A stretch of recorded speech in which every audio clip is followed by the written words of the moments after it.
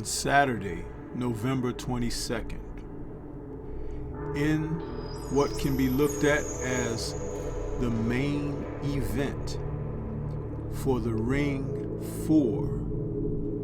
We're going to see the return to the ring of a man that says he's destined to be undisputed at light heavyweight. That's right, we're talking about the main event of the Ring 4 card.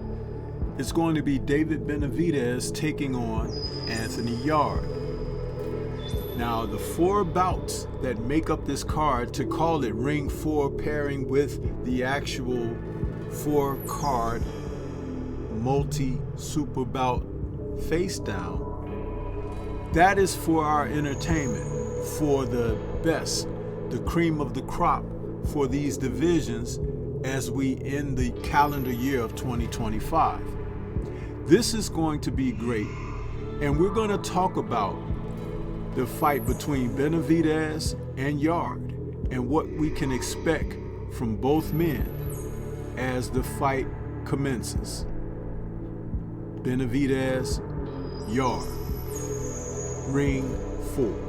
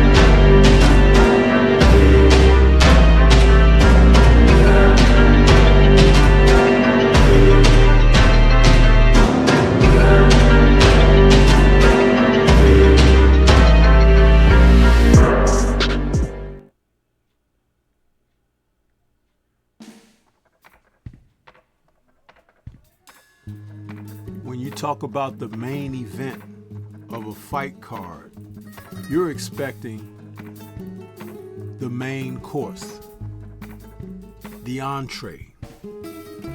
And so Saturday, November 22nd, we're going to have the Ring 4's featured event with David Benavidez against Anthony Yarde. These two men are facing down, and at light heavyweight for the WBC light heavyweight title, it's going to be a chance to be a showcase for both involved.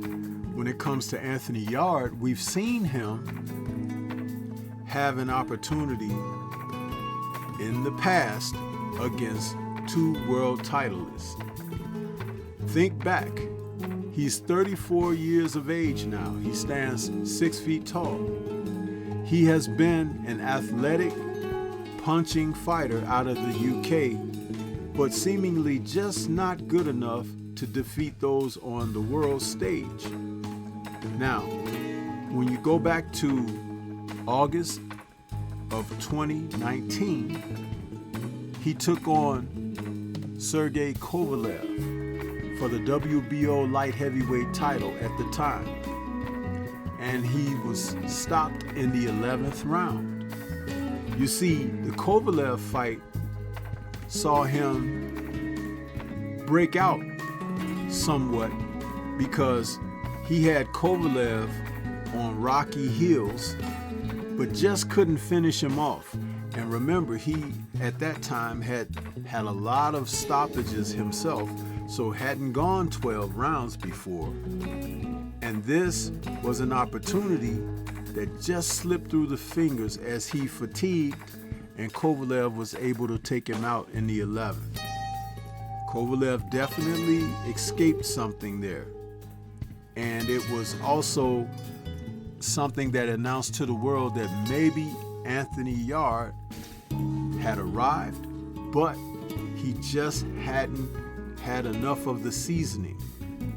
Then that was followed up in December of 2020, where he lost a split decision to Lyndon Arthur, whom he has since fought 2 more times, defeating him by stoppage in the rematch and by a decision in the 3rd bout. But that turned us on to something else about Yarde, and maybe that Yarde is not necessarily a fighter who will be focused at prime opportunities, and so therefore you have to be concerned if he's going to be totally dialed in. Will he show up just to show that he's a trooper, a fighter, a warrior, and not give the most earnest efforts that it may require for him to dig deep? Or is where you dig not filled with what's necessary to carry you through? These are the questions that he brings in against David Benavidez, a fighter who has definitely shown something to the degree that he had run Canelo Alvarez in the opposite direction at the 168-pound super middleweight division. The Mexican Monster, as he's known, is now 28. He stands 6'2" and has a 74.5-inch reach. Out of Phoenix, Arizona, he and the Benavidez family have shown themselves to be stalwarts in the sport. He has shown himself to be separate from his older brother, where he has not only become a 2-time world champion at 168, but now he's the WBC representing light heavyweight titleist after the WBC stripped former undisputed champion Dmitry Bivol for not facing him. So this will be his first fight as WBC title holder, but also fighting for the WBC crown because he didn't win it in the ring. It's very unfortunate when those things happen. We want to see the fighters achieved by defeating a reigning or a current holding titleist. But David Benavidez brings a great deal to the fight. He's an action-packed fighter who is a forward, front foot type fighter, aggressive. He doesn't have that one-punch knockout ability, but being so strong as he is, he actually comes down from 200 pounds to compete at the weights where he's campaigned for his career. A career, as he has announced it, fat kid, who really works hard to make the weights of the divisions where he competes. And he is looking for respect at all times because he recognizes that not only does the boxing analysts and division sanctioning bodies respect him, but some fans out there, because they support other fighters. So as he has stepped up to the plate with fighters, he has a resume that stands out a little bit more than Anthony Yarde at the top of the sport. Beginning in September of 2019, when he took on Anthony Dirrell. And this was for the WBC super middleweight title. A 9th round stoppage, KO of Dirrell, saw him just batter Dirrell. Dirrell played around a little bit in the early rounds because he felt like Benavidez wasn't hurting him. But then there was a cut in round 6. And then it got so bad by round 9, it was ruled a KO stoppage. But this is the other thing. He went on beyond that, and he took on Ronald Ellis, where he scored an 11th round TKO over Ellis. That was to be followed up David Lemieux in May of 2022. a fighter that they thought they'd have a chance to knock Benavidez out because of his punching power. Lemieux was down in the second round after an aggressive battering by David, and he saw himself be victorious in the very next round, stopping Lemieux in 3.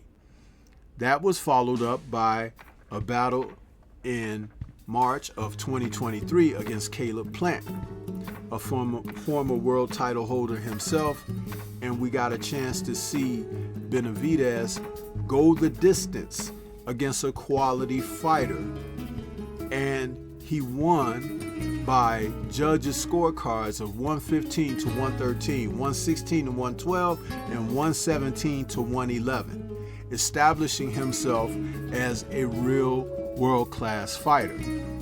After that, fights against Demetrius Andrade, and then a move up to light heavyweight for the interim light heavyweight title against Alexander Gavaskic, whom he was very familiar with, sparred numerous rounds.